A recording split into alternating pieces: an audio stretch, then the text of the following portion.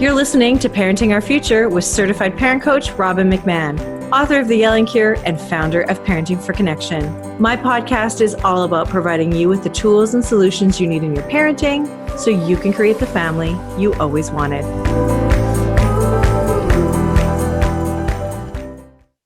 Hey everybody, it's Robbin McManne here. Welcome back to Parenting Our Future, and welcome back to a really serious topic.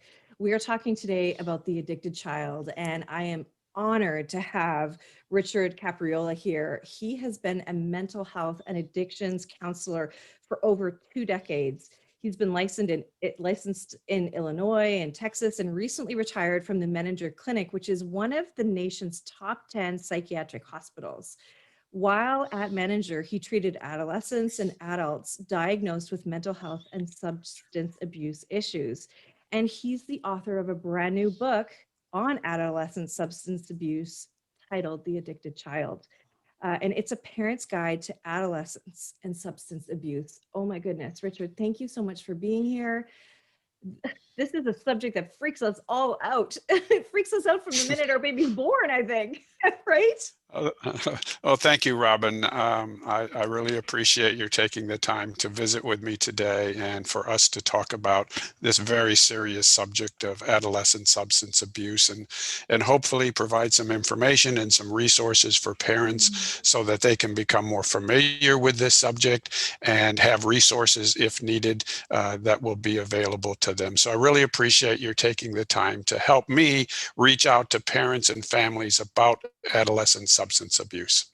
Oh, well, thank you. I mean, this is a topic we can't ignore. And, I know that as a parent, I've got teen boys myself. And so look, I'm entering into this stage now where there is going to be some experimentation, I assume, and it scares the heck out of me. So this is just as much about me or for me as so I'm going to selfishly ask you questions, but what you and I have talked about is that this is not going to be our only conversation, because we know that we are just going to really sort of scratch the surface of this big topic and see if we can dive in a little deeper in future episodes as well.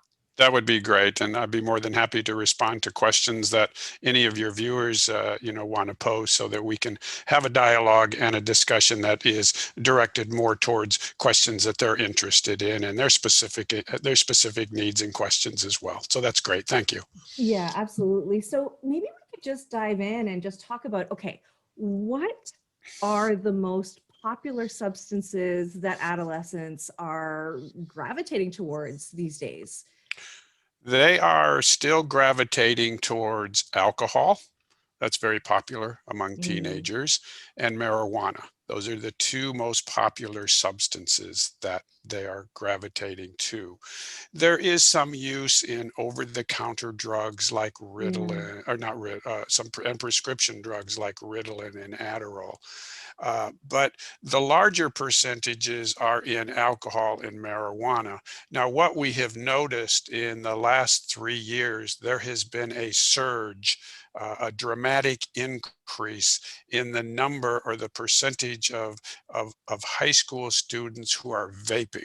Vaping is where they inhale a vapor. And it can be marijuana, or it can be nicotine. Some of them have fruit flavors associated with them. But in the last 3 years, there's been a dramatic increase in adolescents vaping. For example, if we just look at marijuana vaping among seniors, the number of seniors vaping marijuana has gone from 9% to 22% in just 3 years. And among juniors, it's gone from 8% to 19%. So those are dramatic increases in just a few years. If we look at vaping nicotine, the percentage of seniors who are vaping nicotine has gone from 18 to 34% just in 3 years. So there has been a dramatic increase in vaping. And what some of the studies are showing is that for both adults and kids who vape, they have been reporting some difficulties in concentration and remembering. Another study found that students who started vaping between the ages of 8 and 13 were more likely to report difficulty in concentrating and remembering than those students who started vaping at age 14 or older. So a little bit more damage from ages 8 to 13. Some of that has to do with brain development, but Yeah. but vaping is a very serious problem. And okay, I mean, I can't even believe we're talking about age 8 to 13. I mean, that just seems like they're babies to me. That is just shocking. And vape is definitely, yeah, it's the new thing, right? And so you know, maybe we could talk about a little bit of the difference between vaping a nicotine product versus a marijuana product. Is there a difference in the damage that it can do, lung, brain? You know, is there a difference there, or is it just all bad? Well, it's all bad, but when you talk to kids, they will tell you, "Well, I'm vaping nicotine, but it's better than smoking cigarettes." And to a certain extent, they're right, because when you smoke cigarettes, you get tobacco, and in tobacco comes nicotine, but hundreds of other chemicals as well. So they will say, "Well, I'm just vaping, and that's just nicotine. That's better than smoking cigarettes." And we have seen a dramatic decline in the number of students smoking cigarettes. They're switching Yeah. from smoking cigarettes to vaping nicotine. But the problem with that is that when they vape nicotine, they are getting higher concentrations of nicotine and more than what they would get in smoking cigarettes. So they're not getting the carcinogens and all the chemicals in tobacco and cigarettes, but they are getting higher concentrations of nicotine, which makes it more addictive. Yeah. And whether it's a cigarette or it's a vapor, inhaling that substance into your lungs is potentially very risky and damaging. Right. Yeah, I have I've seen some information on it, how it is almost instantly addictive, and they're craving it and finding sneaky ways of vaping at school and different things like that. So yeah, and so uh, you know, then you add in a marijuana product in that vape, and that is that more concentrated too, or is it just like smoking a joint? I don't really know. Well, the marijuana that's out there today is not like the marijuana that was out there in the 60s with Woodstock and that Mhm. generation. The THC, which is the psychoactive component of marijuana, was maybe 2 or 3%. But now it has been refined so that you can get very high concentrations of marijuana. And we have edibles and we have vapes and we have Mm. all kinds of ways of inhaling marijuana. But the concentrations are much higher, which means the risk of doing damage is much more severe. And when we are talking about adolescence, we are talking about a brain that is not fully developed. An adolescent brain does not become fully developed until they reach 24, 25. So when you start to put these substances into a developing brain, then you risk doing a lot more damage. Yeah, lifelong damage, right? Could be, yes, potentially it could be. That's right. Yeah. So okay, so we've got alcohol and pot as the top ones. We've got some we've got drugs that are prescription drugs. Are there any over-the-counter drugs like Sudafed or I had heard that there was some things kids were taking large quantities of to get high. When we look at the over-the-counter medications, we're basically focusing on things like cough syrup, cough medicine. The kids will use that. Roughly about 3% of students, so it's not a very high percentage, but about 3% of them will use over-the-counter cough medicine. Sometimes they'll mix it with other fruit flavors, but yes, that's probably the most widely used over-the-counter one. When we look at prescription drugs, where maybe 7% of seniors are using some type of prescription drug, and a lot of those focus on things like Ritalin and Adderall. Adderall is more widely prescribed than Ritalin, so it's more likely to be abused. Roughly 4% of seniors are abusing Adderall compared to 2% on Ritalin. So when we look at these type of over-the-counter drugs, I would say that we look at things like Ritalin and Adderall, sometimes prescribed to your own kid.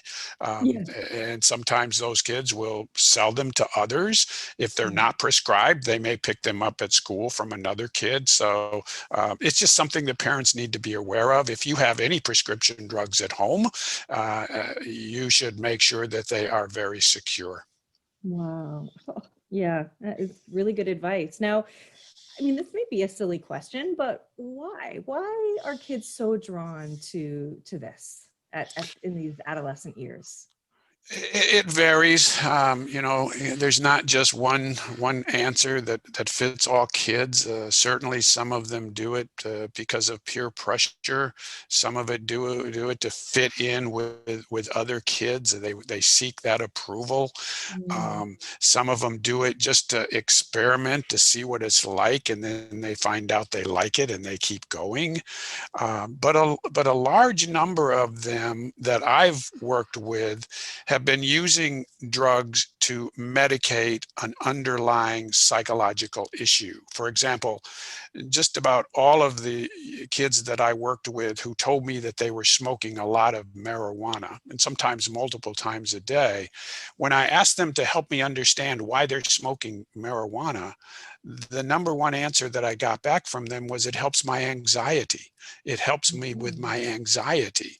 Um, so my point is that you have to look beyond just the substance use. You have to look to see if there's an underlying reason why a child might be using a substance, because you may very well find out that they are using that substance to medicate an underlying issue. It might be anxiety, it might be depression, it might be any number of issues that could be driving that child to use those substances to sort of auto-medicate an underlying feeling. wow. Okay. Yeah. I mean, that makes a lot of sense. So does that mean that if you have a child that, and I know a lot of kids that are on medication, that are on an anti-anxiety medication, do you see that the chances of them experimenting is less or just as likely? It's probably just as likely. Once they're on a prescribed medicine, they get that feeling of feeling good. Hopefully they will stay with that medication and use it as prescribed. That's the danger, Right. that they begin Right. to use it that in a way that is not prescribed. They might abuse it. They might take extra doses, or they may end up selling it. Yeah, that's a really good point. Okay, well, what are some warning signs that parents can look for? I ask parents to pay attention to any changes that they see in their child, um, Okay. and to not ignore them or simply say, well, that's just normal adolescent behavior. It may very well be normal adolescent behavior, but it may also be an indication that something's going on. So the kinds of changes that I'm talking about is if you see a change in their behavior, a change in their appearance. For example, you may have a child who used to participate in sports, no longer is interested in participating in sports. You Yeah. may have a child who was very careful and very proud about their appearance, now doesn't care about their appearance. You may have a child who very openly introduced you to their friends. You knew who their friends were. You may have even known who their friends' parents were. Now becomes very secretive about their friends. Mhm. If you have a child who was earning very good grades and now you see those grades start to decline, these are all warning signs that we need to pay attention to. And the more of these signs that we see, the more likely there's an underlying issue going on that you need to investigate. Yeah, wow. Okay, so that's good. So behavior, appearance, secretive about things and like friends, grades falling behind. Yeah, it's usually the change that means there's something going on, right? And you Exactly. have to be really aware of it. And look, as a parent coach myself, working with parents, I know the importance of having an open and honest relationship with your kids where they can come to you at any time. So Yeah. I want to add in to say that, look, you want to be able to cultivate a strong relationship with your child all throughout these years, the younger years and into adolescence, so that you can have these conversations and get the truth, right? Because if they think you're going to flip out, they're going to hide it even more, right? Robin, that is so, so very important. I'm glad you brought that up because I have been asked in the past by parents, well, my child's not a teenager, they're a preteen. What can I do to sort of protect them? And regardless of the age of your child, it's important that as parents, we begin to develop that relationship that you just described, that relationship of communication, that relationship of trust. And that takes a skill and it takes work. We're never perfect at it, but we can become better. You know, Robin, we're very good at listening to people's words, but we're not so good at listening to the feelings behind the words. So when our child talks to us, we can hear the words, we can hear what they say, but do we understand and hear what they're feeling? And when we can cross that barrier and we can have a conversation with our child where we not only hear their words, but we hear and understand their feelings, then we've started to develop that foundation of trust and communication that will pay off down the road. And it's never too late to start that process. Your child may be 15, 16, 17. You still can begin that process of developing that relationship, but it really does come down to, learning the skills of listening to more than just their words and tuning into the feeling behind those words.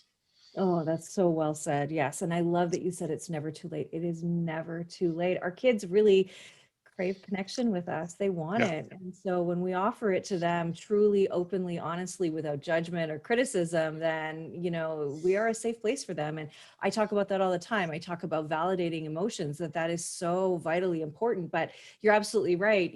We often listen with judgment. We often listen, and we already have the answer, the thing that we want to say already, but we need to listen to understand. And I love that you've said to understand the emotion, because it's absolutely true. Yes, they're feeling beings just like us. They are. They have emotions. They have feelings. They have desires. They want acceptance. They want acceptance from their family, from their parents. But they want to be able to have that conversation where they can talk about what's going on and and and have a parent who structures that conversation so that you don't end up with just getting yes, no type of answers. Well, Right. how'd your day go? Went fine. Okay, conversation's over. No, let's dig into it. Let's see a little bit more about what's going on. Let's explore the feelings and things that are going on behind it. And it takes practice and skill to develop that. We all can do much better, no matter how much practice we have. So if you're a parent, my advice is work on that skill. You can develop it. You can become a really good listener, and your child and you will benefit. And not only is it going to help you with the conversation with your child, it's probably going to help you with the conversation with your husband, your wife, your aunt, your uncle, and everybody else. Yeah. Oh my gosh, 100%.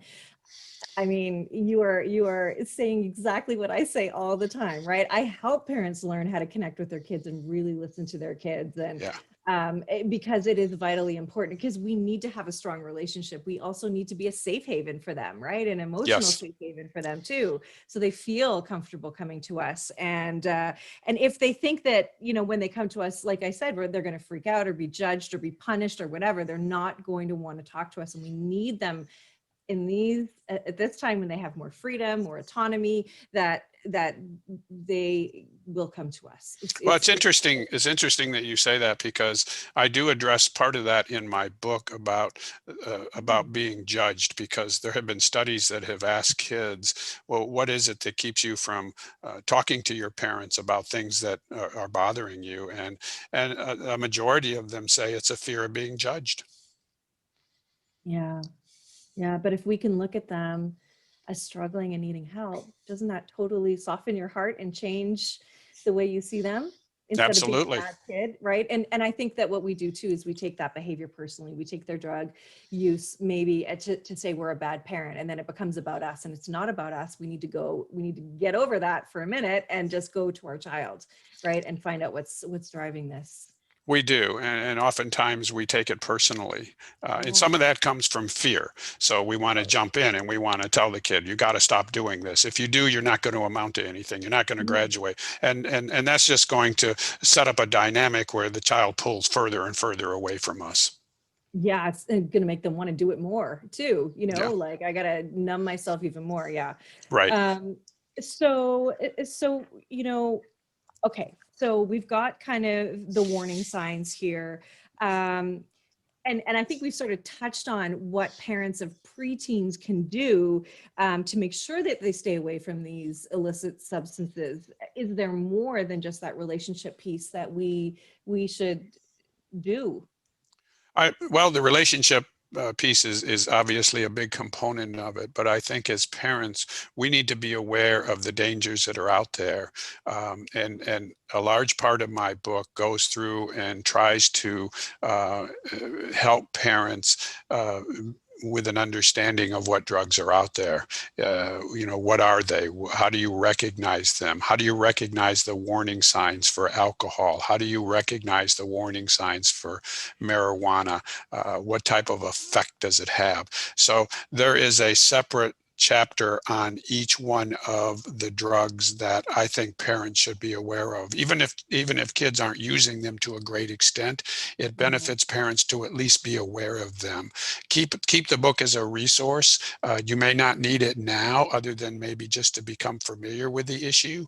You may know somebody who could benefit from the book, but I think aside from the communication skills and developing the relationship skills, parents should just become familiar with what's out there.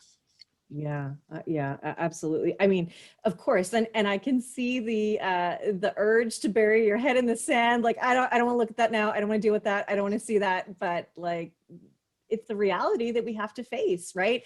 And we know that as part of teens' evolution and growth is this sort of experimental phase where they are experimenting with things, right? They're prefrontal cortex is just starting to come online, when they're, and but they don't have a fully grown brain yet, like you said, which also means that they can't necessarily forecast consequences for themselves too. So you've got kids that are trying these really scary things and then not really brain wise being able to understand what the actual consequences really are, right?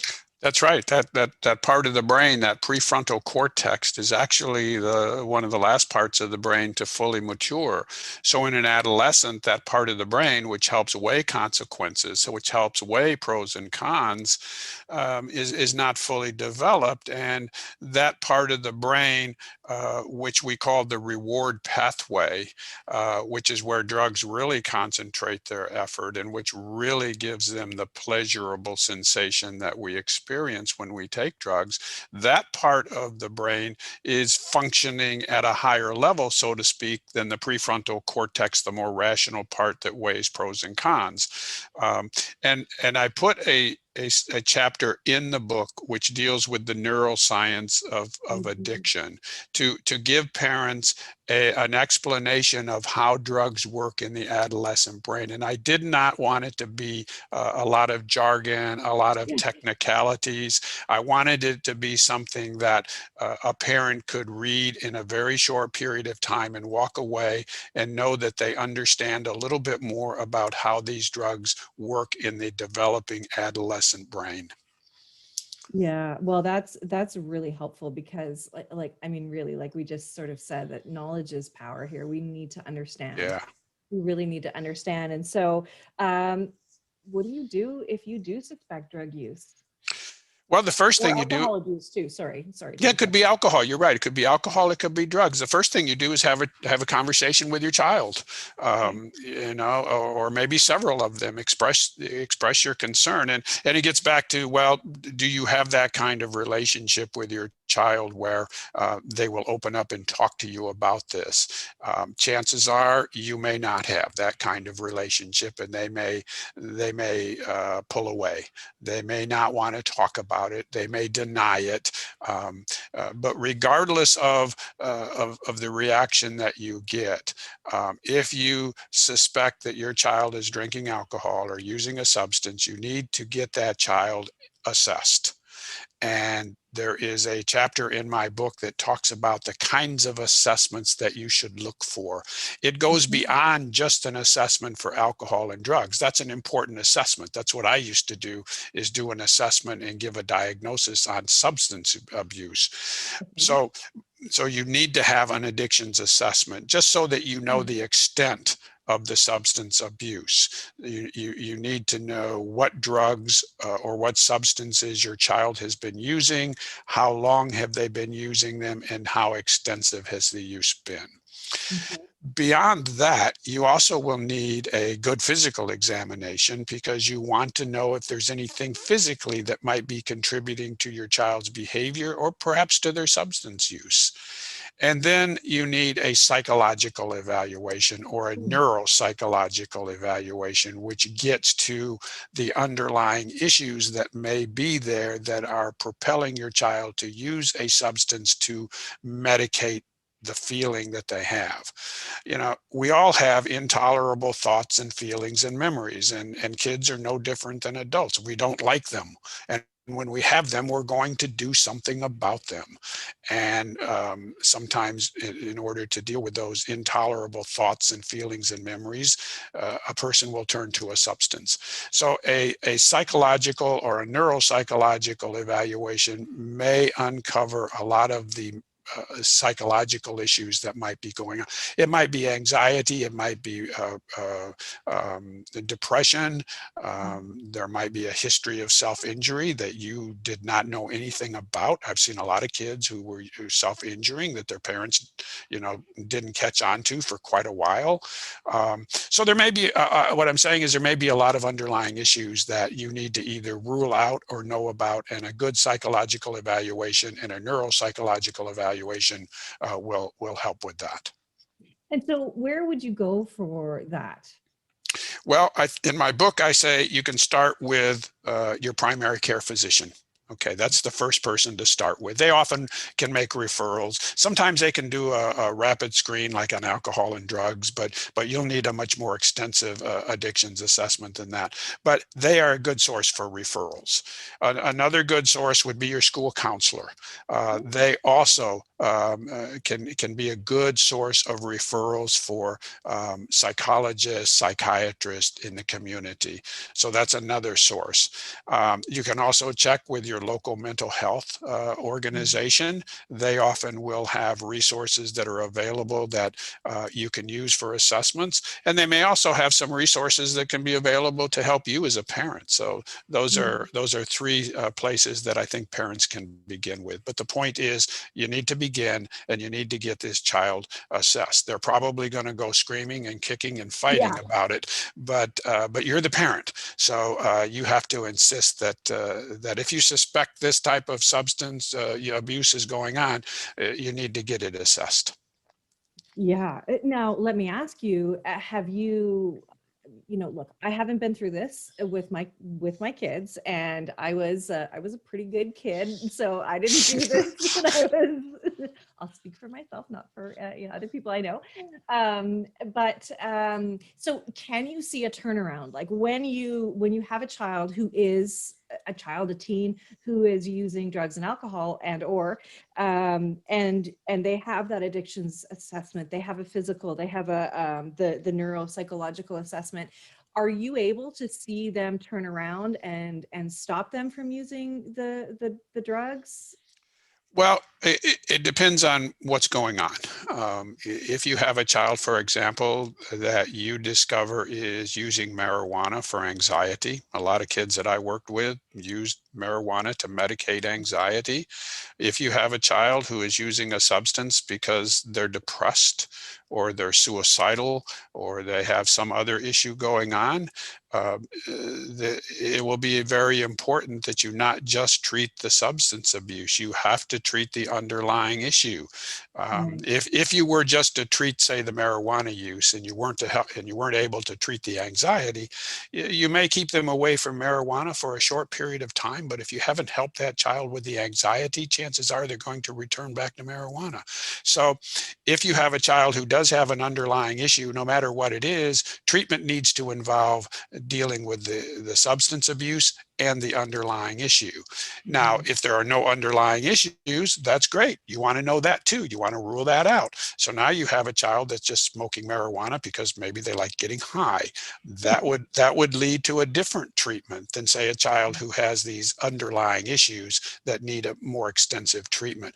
But regardless of what you're facing as a parent, there is hope. There is hope that the child can recover, that the child can move away from the substance, and the child and the family can both recover. As long as you get these assessments and you get the treatment, there is hope. Our brains have a remarkable capacity to heal themselves. So whether you're an adult or an adolescent, once you stop using the substance, our brain has a remarkable capacity to heal itself. So healing and recovery is possible. Yeah. Well, and I want to say too that if your child is using drugs and alcohol, that is an extremely hard road to go down with your child, for the entire family, for you, for their siblings.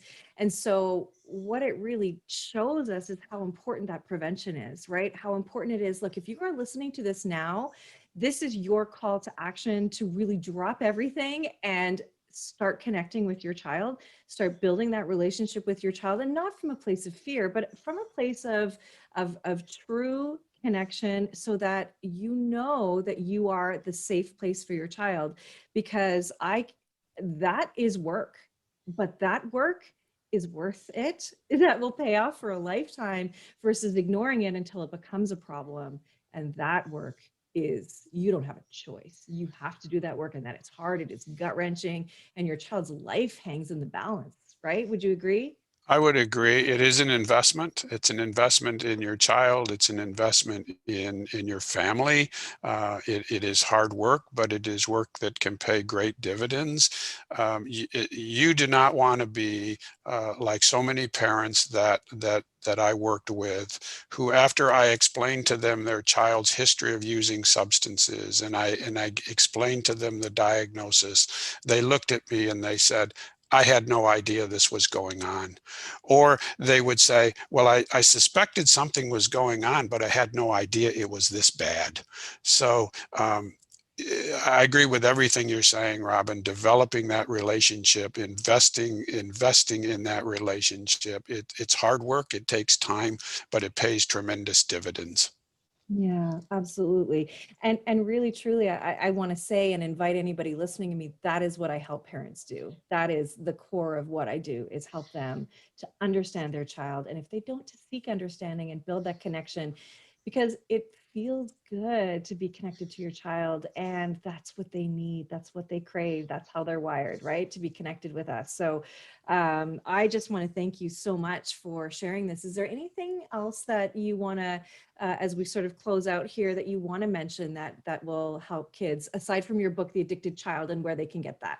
Uh, I would say that as a parent, become as knowledgeable as you can about what's going on. But I agree with what you said, Robbin. Invest as much time as you can in developing that relationship with your child. It doesn't matter if your child is a preteen, is a teenager, or even an adult. You can connect with that child, and one of the best ways to do that is to develop a skill where you can have a conversation with them, where you are listening to their feelings as well as their words. You're reflecting back those feelings, and you're having a conversation that is really it's a two-way conversation, not a one-way conversation. Mm, yeah, and parents, listen more than you talk. right? Yes. Like, just zip it, because they don't need a lecture. They don't need a lecture. They've heard No. this stuff before. So, and you have very kindly provided us with just a resource helping your child through difficult times, which is available in the Parent Toolbox Yes. membership site. So thank you so much for that, Richard. And I cannot wait to talk to you again. I mean, I say that I can't wait. I'm sorry that we have to have these conversations, to be honest. I wish I didn't have to talk to you, but it is a reality and we do have to face it head on, and just, knowledge is power. So having you is so wonderful. Thank you so much. Well, thank you, Robbin. It is a difficult subject. It's a subject that many parents, I think, want to avoid, and then ultimately they confront when they're not prepared for it. And that's really why I wrote my book, The Addicted Child, is for parents, to educate them, to give them a sense of hope and direction on what to do. So if they visit my website, which is www.helptheaddictedchild.com, they can see more information. They can read some articles, and they can order both the book and the parent workbook off of the website. And I would really encourage parents to buy both the book and the workbook.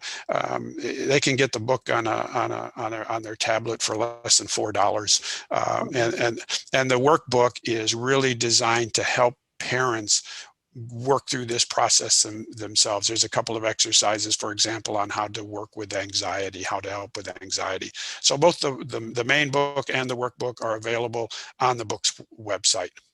Well, that is fantastic. And everything will be in the show notes for people in order to get in touch with you, to buy your book, to look at your resources.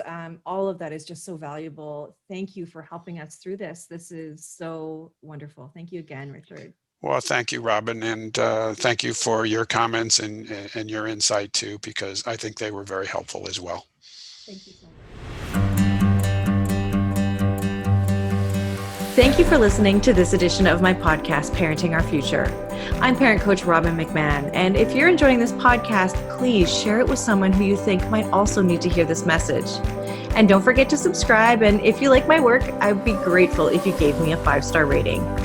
For those of you who like my content and want more, visit me at yellingcurebook.com to get your copy of my book and to find other resources to help you. Until next time, I am wishing you and your family peace and